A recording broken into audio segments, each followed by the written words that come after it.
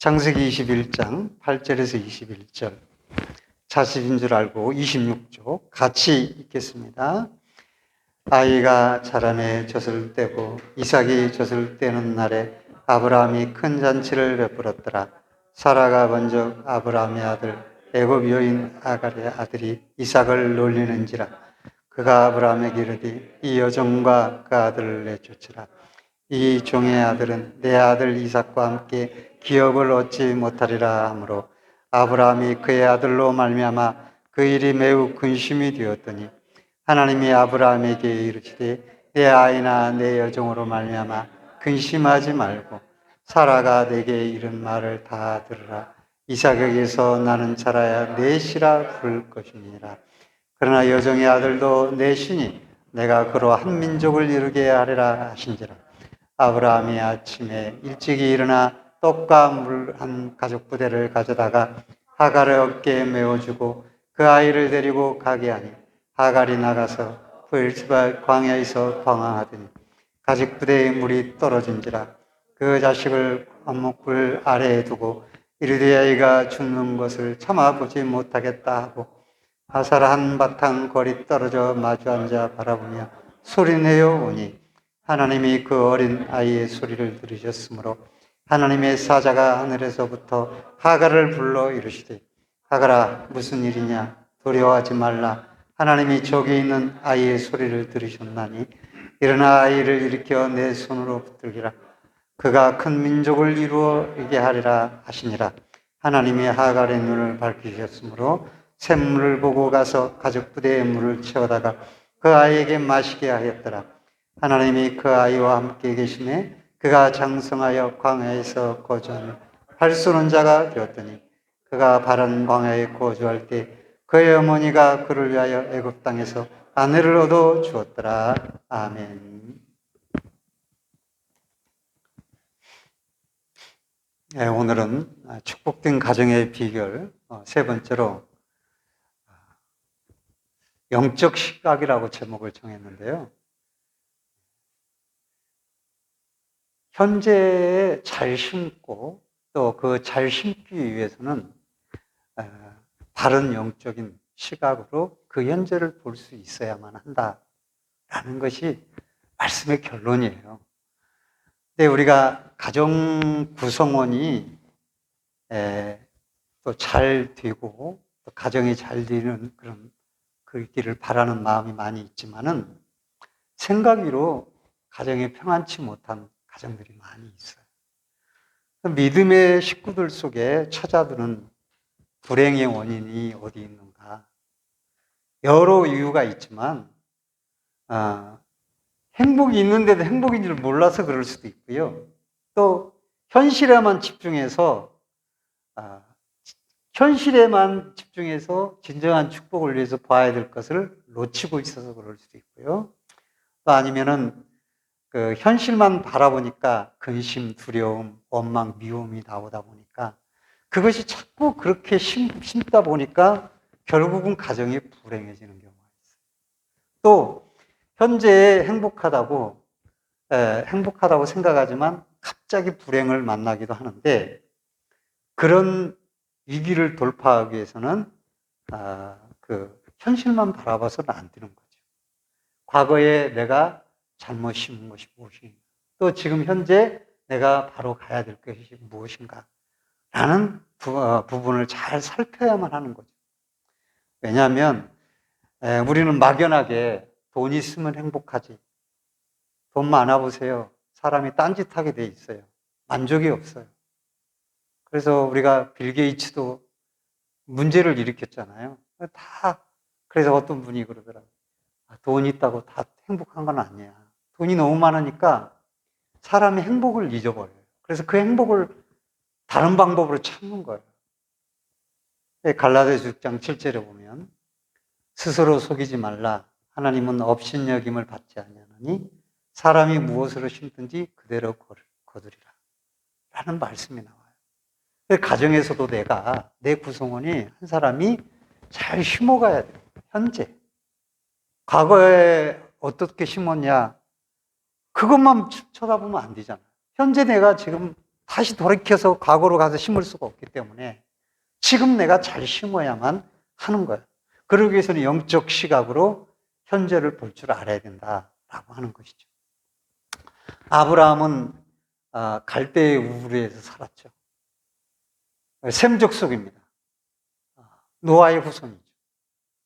그런데 여호수아 24장 2절에 이하에 보면은 옛적에 너희 조상들 곧 아브라함의 아비 나홀의 아비가 데라가 강 저편에 거하여 다른 신들을 섬겼으나 그랬습니다. 그런 말씀이 있어요.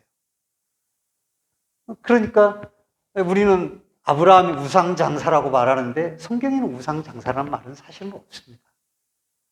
우상들을 섬긴다는 얘기는 여호수아를 통해서 하셨죠.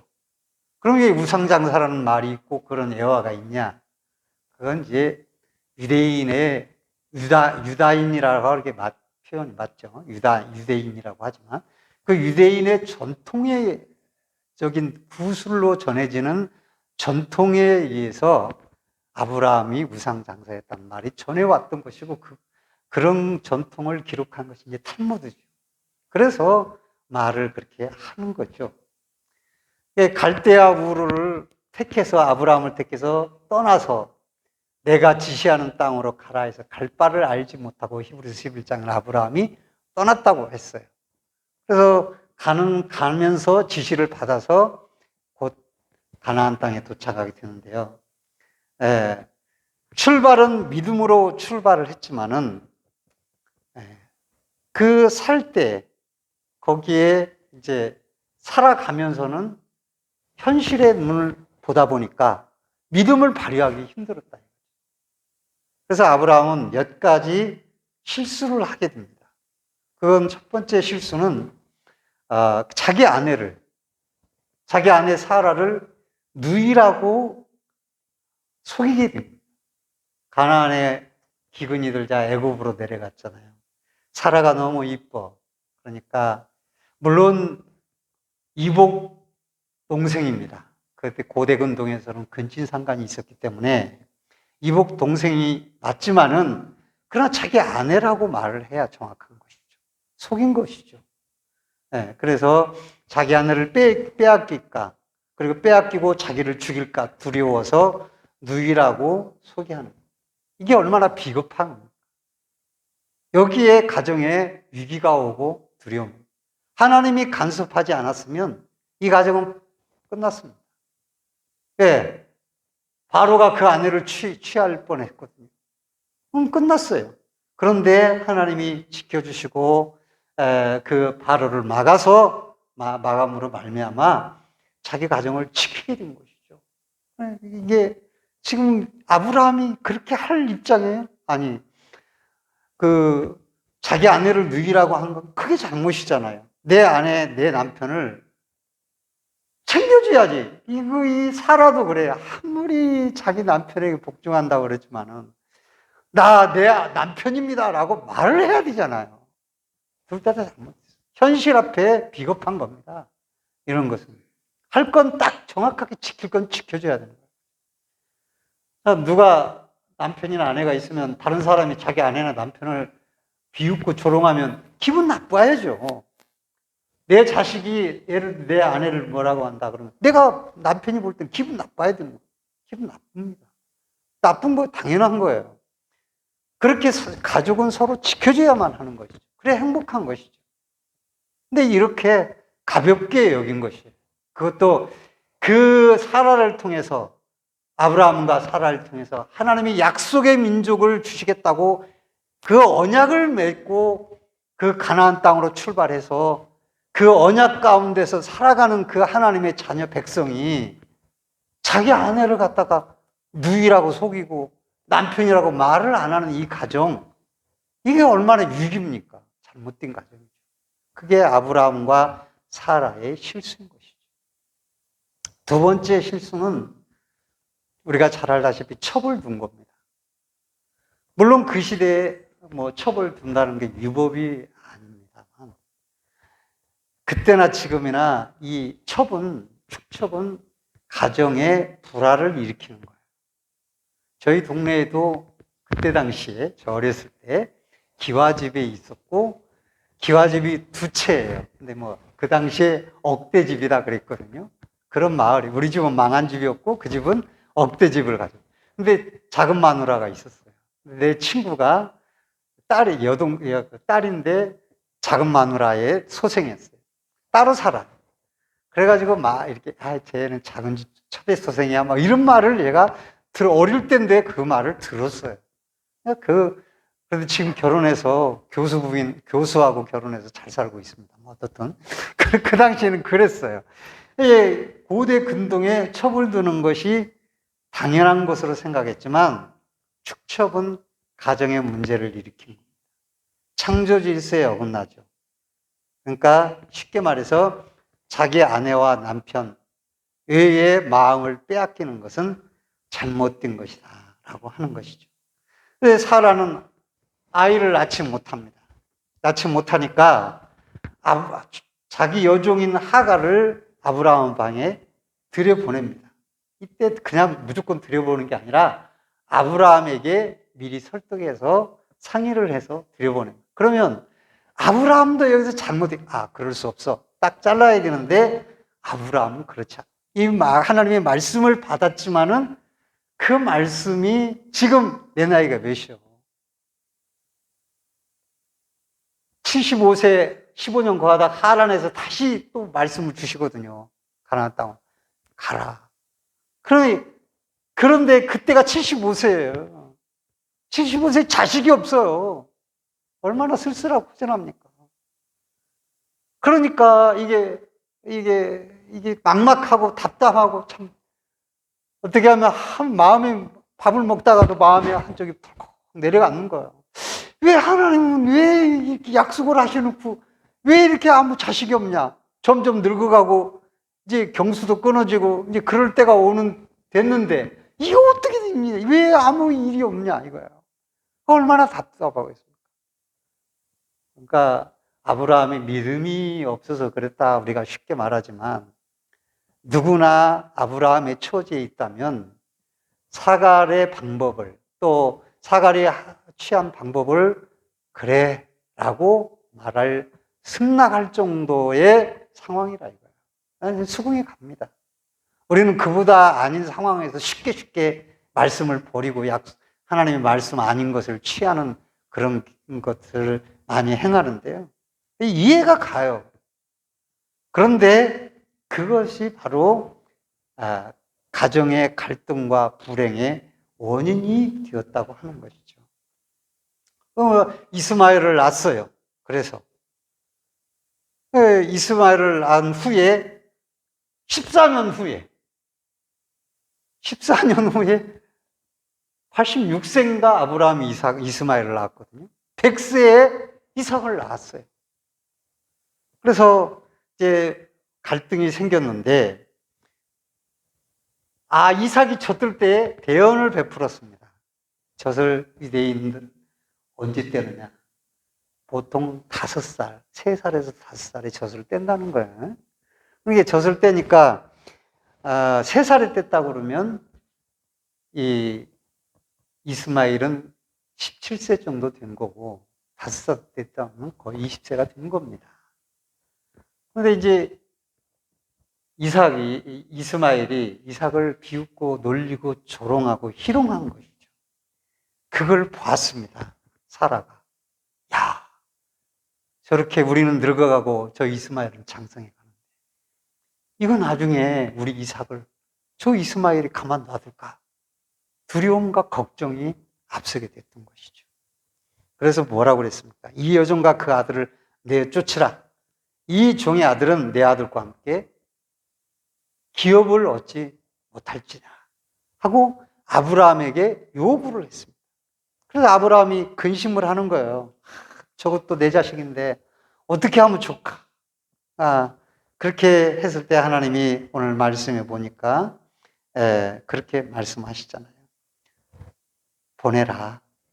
얼마나 마음 아프겠어요. 그것도 자식인데. 내어 보내라. 그러나 그 시도 내가 큰 민족을 번성케 하리라. 이루게 하리라. 라고 말씀했어요.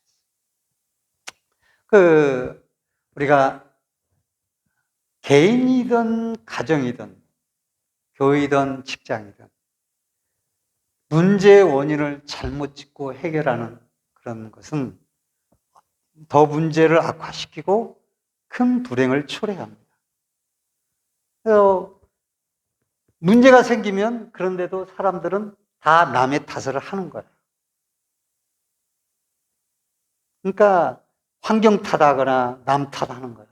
자기에게 원인을 찾지 않는 것이죠. 사람이란 생긴 대로 하기를 마련인데 위기를 만났다고 해서 내가 아닌 다른 사람이 내가 되는 게 아니에요. 내가 나오는 거예요, 자꾸. 그러니까 문제가 되는 겁니다. 문제의 원인을 자기가 잘못해놓고 지금 하갈이 잘못했다고 하는 거예요. 그리고 이스마엘을 책망하고 있는 거예요. 이게 잘못된 것이잖아요. 아브라함의 가정에 이런 문제는 하갈의 잘못도 아니잖아요. 이복 동생인 이삭을 희롱한 그 이스마엘의 문제도 아니에요. 아브라함의 가정에 잘못된 원인은 뭡니까? 아브라함이 잘못한 거예요. 거절했어야죠.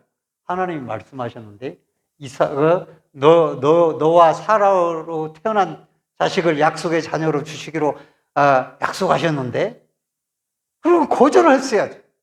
그러나 거절을 하지 않았어요.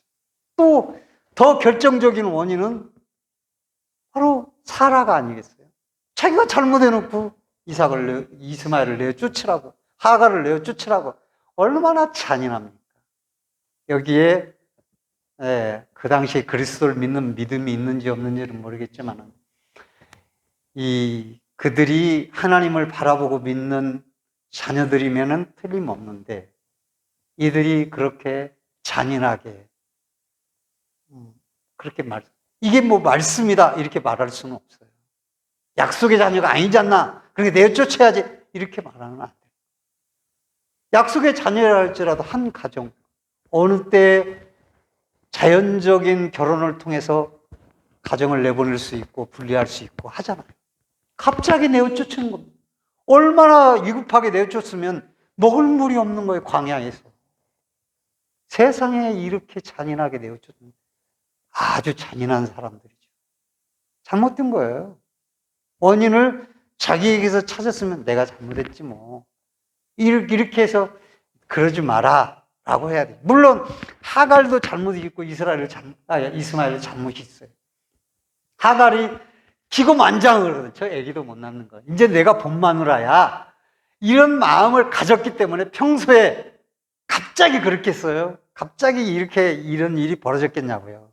늘 이런 모습이 있었기 때문에 이 사라는 마음이 원통한 마음이 있었기 때문에 이런 일이 결국 벌어지게 됩니다. 하갈도 주인을 넘본 잘못이 있어요.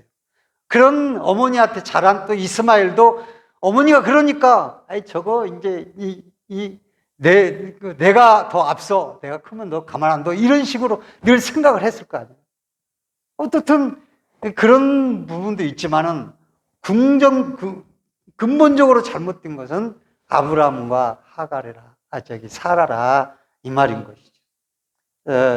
이런 것이 있습니다.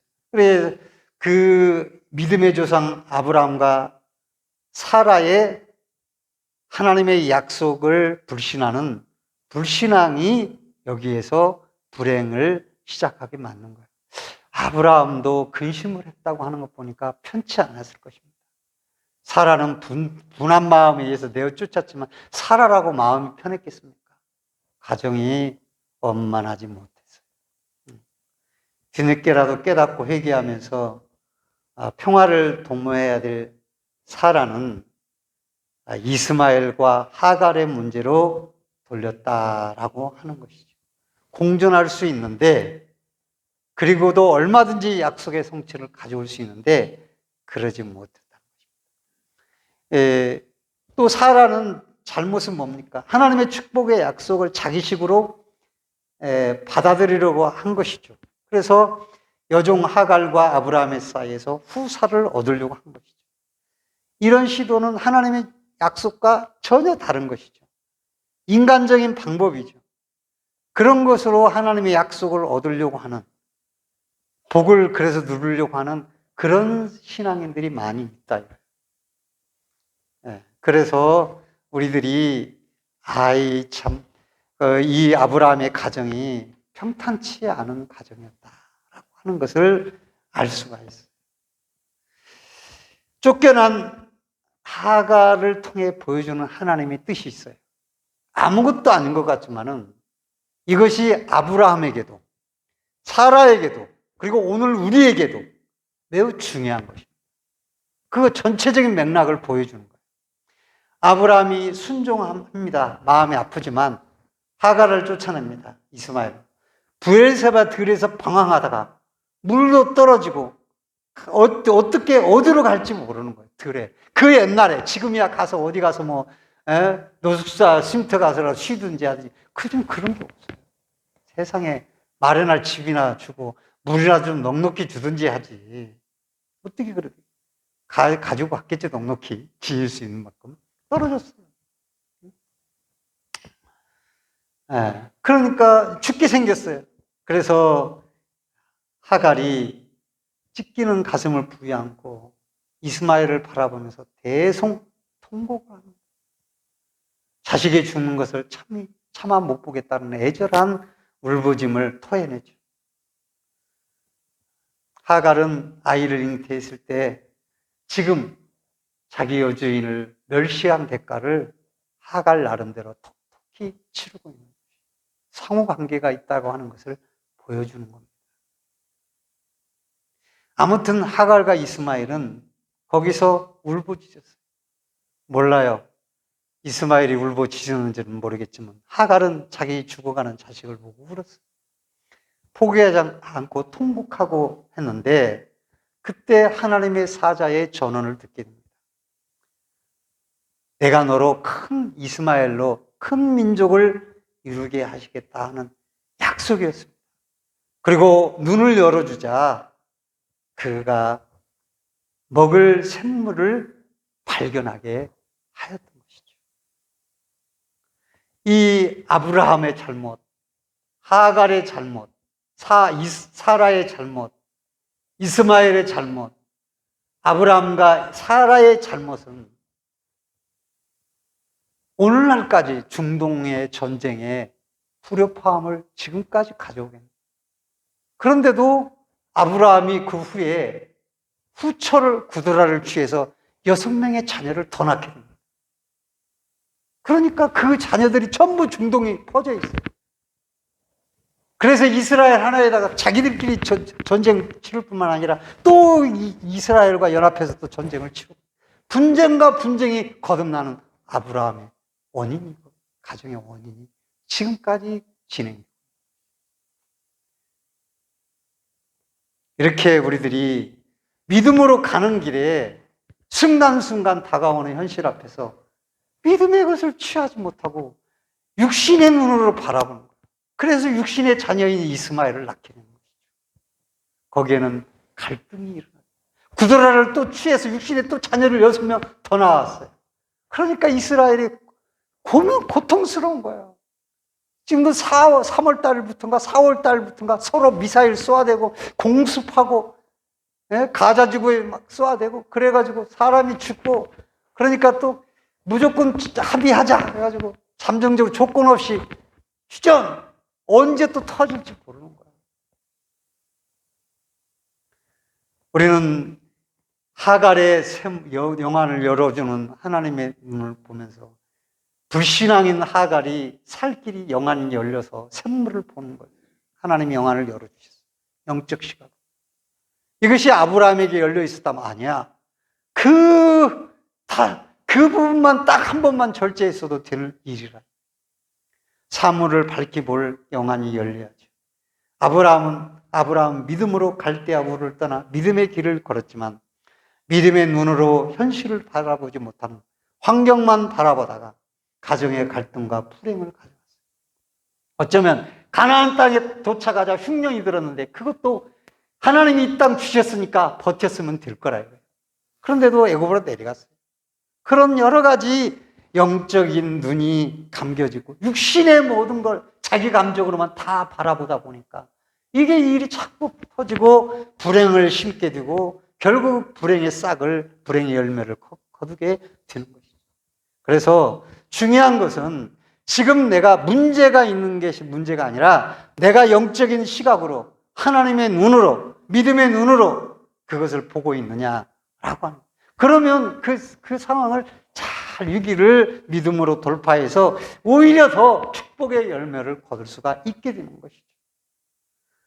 절망적인 눈, 원유를 하나님의 눈으로 꿰뚫어 보지 않는 문제만을 보면은 인간밖에 나올 수가 없는 거고 인간의 혈육만 심게 되어 있는 거죠. 불신의 눈으로 하나님의 은혜와 복의 샘물을 볼 수가 없는 것이죠. 그래서 믿음의 눈으로, 영안의 눈으로 밝아야 가정 내의 불행이 점점 행복으로 바꿔지게 되는 것입니다. 여러분, 우리가 온갖 염려와 근심과 고민으로 어두워진 눈을 들어서 주님을 바라보시고 그 주님이 내게 심안과 영안을 밝게 열어주실 때 우리는 염려와 근심과 인간적인 방법을 추구하기보다는 하나님의 말씀으로 내 마음의 평안을 잃지 않고 걸어가게 되어 있는 것이죠. 그럴 때 그 영적 시각으로 말미암아서 우리는 가면 갈수록 점점 행복한 가정, 아름다운 가정, 주님이 바라시는 믿음의 가정을 이루어가게 되는 거죠. 저와 여러분이 그러한 가정을 각자가 각 가정에서 이루어가기를 주의 이름으로 간절히 축원드립니다. 축원드립니다. 아멘.